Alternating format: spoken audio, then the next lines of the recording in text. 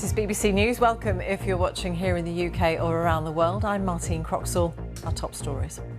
Britain's former Prime Minister Boris Johnson accepts that he did mislead MPs about illegal parties held during COVID lockdowns, but insists his original denials were made in good faith. President Putin says the Chinese leader Xi Jinping has invited him to Beijing as the two men hold talks in Moscow aimed at boosting ties. Britain's biggest police force is branded institutionally racist, misogynist and homophobic in a scathing new report which says it needs a complete overhaul.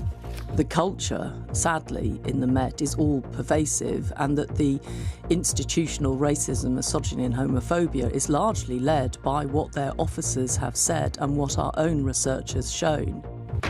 Sri Lanka's president says his country will no longer be deemed bankrupt as it prepares to receive the first instalment of a bailout from the International Monetary Fund. The BBC discovers 7 British patients who travelled to Turkey for weight loss surgery died after operations there. Others have returned home with serious health issues.